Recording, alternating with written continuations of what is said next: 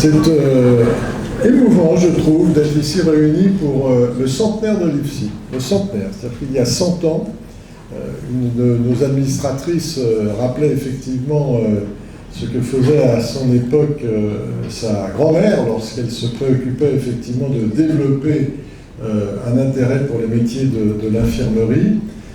On est ici dans une structure, je crois, qui est très belle, très dynamique, très bien dirigée. Je vais passer très vite la parole à sa directrice parce que je ne pourrais pas décrire avec autant certainement de précision ce qui se fait dans cette maison, mais je viens vous apporter le témoignage de la Fondation Saint-Joseph pour vous dire que par rapport à des discours publics qu'on entend sur le manque criant, et c'est vrai, de personnel médicaux, on a ici une formidable structure à former des gens de grande qualité.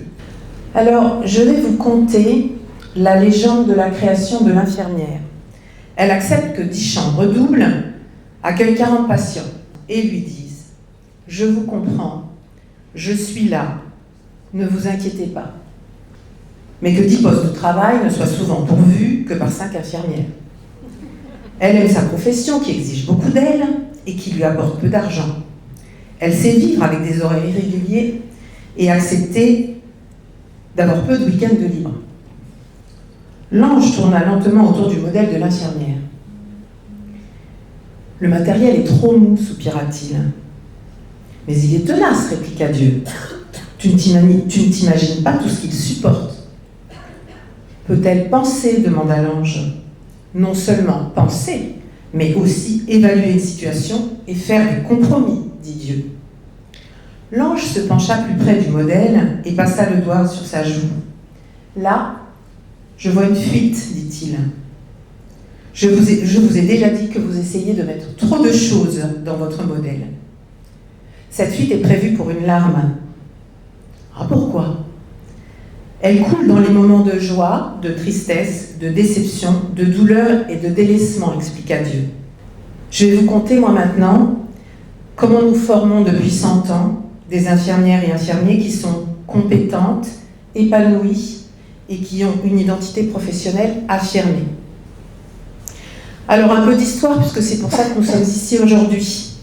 L'école d'infirmières de l'hôpital Saint-Joseph, elle a été créée donc en 1924 par Mère Hinchelin, qui était supérieure de la communauté des Sœurs de la Charité, et rattachée à la Fondation Hôpital Saint-Joseph, fondée en 1878, et elle était donc située au 189 rue Raymond-Losserand que nous connaissons.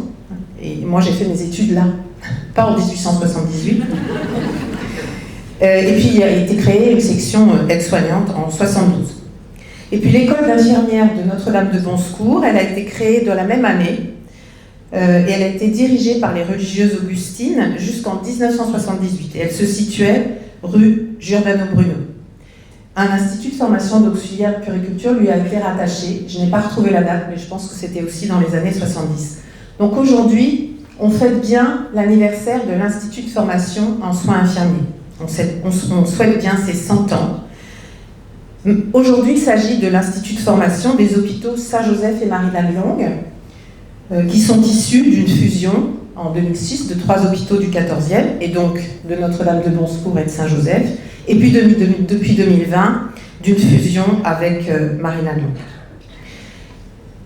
Cet hôpital, il s'agit d'un hôpital privé à but non lucratif qui participe au service public hospitalier et qui est très imprégné des valeurs de ses fondateurs et qui attache un prix particulier au respect des patients et à la qualité de leur prise en charge. Les instituts de formation médicale, des instituts de formation paramédicale, regroupent donc un institut de formation aide-soignant qui maintenant forme 90 aides-soignantes chaque année, un institut de formation d'auxiliaires puériculteurs qui forme 45 auxiliaires puériculteurs chaque année, et un institut de formation en soins infirmiers qui forme 120 infirmiers et infirmières, et enfin d'un département de formation continue des professionnels. Nous sommes 30 collaborateurs pour faire vivre cet institut et animer les contenus pédagogiques, et nous avons donc 500 apprenants et stagiaires qui se côtoient dans ces locaux. Nos valeurs.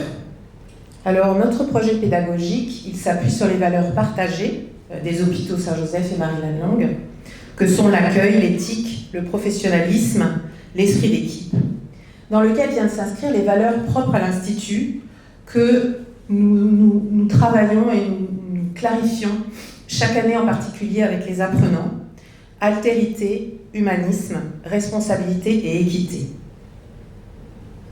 Ces valeurs sont mises en lien avec le postulat d'éducabilité qui nous tient vraiment très à cœur et qui affirme que l'on n'a jamais fini de faire des apprentissages et que tout être humain, quel que soit son potentiel initial, peut augmenter ses capacités d'action sur le monde.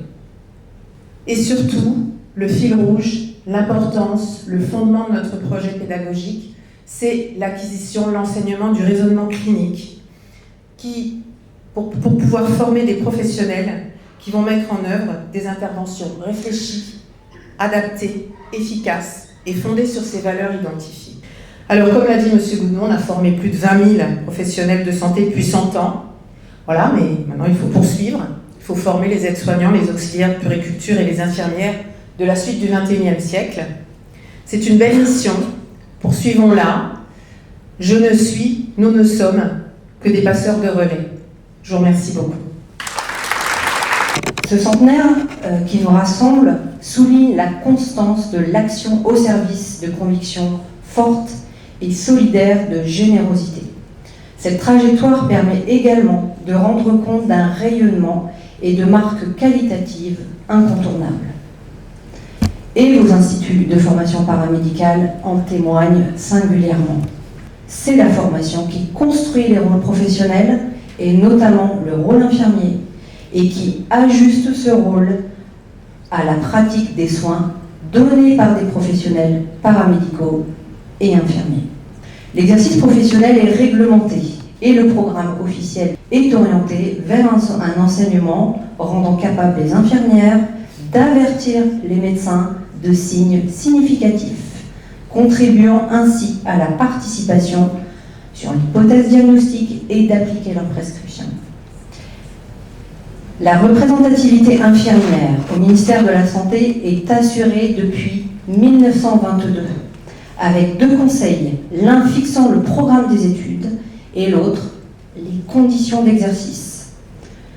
Aujourd'hui, je peux vous indiquer que c'est toujours le cas, avec une ouverture progressive, heureusement d'ailleurs, vers les services du ministère de l'Enseignement supérieur et de la Recherche. Nous sommes en train de vivre un moment unique et inédit de croissance professionnelle qui nous invite à prendre conscience de notre capacité à influencer le futur.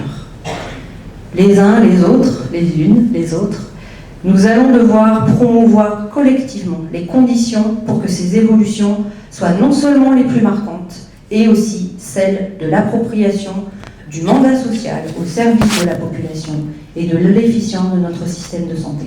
Je vous remercie. On a une présentation de nos métiers finalement plutôt de proche du patient, et là on vous parle avec des grands mots, universitarisation, activité de recherche.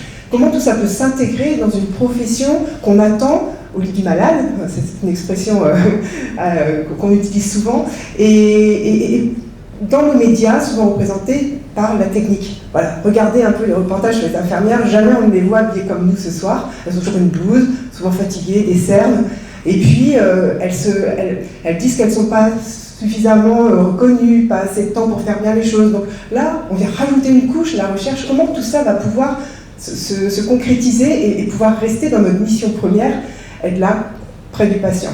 Et nos futurs professionnels, quand elles sortent avec un diplôme d'État, c'est avec un grade de licence. Et à ce niveau-là, en fait, on met un peu le paquet, j'ai envie de dire, pour qu'elles puissent se questionner sur leur pratique et aller être autonomes pour aller chercher les meilleures données. Quand on parle de données probantes, c'est les données de la recherche, lire des articles, être au plus juste des connaissances scientifiques et les critiquer pour pouvoir améliorer et maintenir un niveau de qualité selon les données actualisées. Donc ça, c'est vraiment ce qu'on attend d'une infirmière quand elle est diplômée d'État. Donc c'est pas être chercheur, c'est par contre être habile pour faire ces activités-là. On peut poursuivre plus loin, quand notamment ces infirmières ont envie de se spécialiser, on entend beaucoup parler de l'infirmière en pratique avancée, c'est une formation qu'on propose à Paris-Cité, on forme environ 80 infirmiers par an.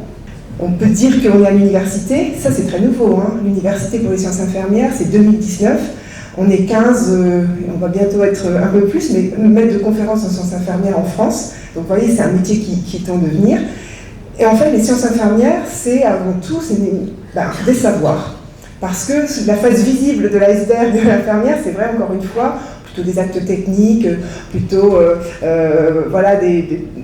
avec du matériel. Or, et pour toutes celles et ceux qui sont infirmiers ou qui ont eu ces activités-là, la face cachée, c'est le relationnel. Et là, eh bien, on a encore à savoir. Nous avons à cœur de pouvoir vite aussi retourner sur le terrain, comme on dit, et pouvoir aider les étudiants aussi à venir tutorer les étudiants dans leur stage, notamment quand l'équipe est souvent faite de novices. Voilà, être aussi au plus proche des terrains. Et on se reverra dans quelques années. On a bon espoir que les choses se passent comme ça.